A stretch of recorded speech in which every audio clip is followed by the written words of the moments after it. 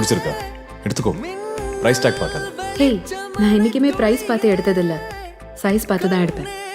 90 to 95% of the people ஒரு dress எடுக்கும்போதோ, food item வாங்கும்போதோ, அல்லது ஏதோ ஒரு பொருளை வாங்கும்போதோ எவ்வளோ ரேட் போட்டிருக்கு, எக்ஸ்பைரி டேட் என்ன, நியூட்ரிஷன் வேல்யூன்னு 1000 விஷயம் படிச்சு பார்த்துருப்போம்.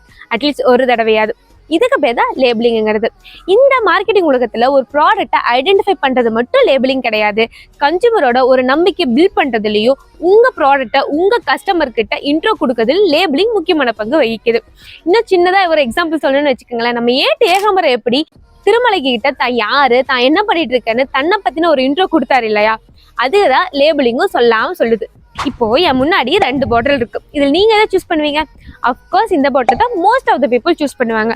பிகாஸ் ஒரு குட் குவாலிட்டியான லேபிள் கஸ்டமர்கிட்ட ஒரு நம்பிக்கையும் அண்ட் அவங்க வாங்குறதுக்கு தேவையான இன்ஃபர்மேஷனையும் கொடுக்குது. எஸ், அதே மாதிரி தான் வெறும் சாதாரண உருளைக்கிழங்கு சிப்ஸை காத்தடிச்சு பலன்னு பேக்கேஜ் பண்ணி விற்கிறாங்க. அது கோடிக்கணக்கில் கல்லா கட்டுது. ஸோ இன் ஃபியூச்சர் நீங்கள் ஏதோ ஒரு ப்ராடக்டை மேக் பண்ணீங்கன்னு வச்சுக்கோங்களேன், ஒன்று ஞாபகம் வச்சுக்கோங்க, your labelling and package is the first chance to make a lasting impression. ஒரு சிறிய விளம்பர இடைவேளை. உங்க ப்ராடக்ட்டுக்கு ஏதாவது லேபிளிங் பண்ணணும் அப்படின்னு நினைச்சீங்கன்னா மறக்காம சாவினோவை ட்ரை பண்ணி பாருங்க. ஸோ லேபிள்ஸ் பற்றி தெரிஞ்சுக்கிட்டீங்களா? Every labels tell the story.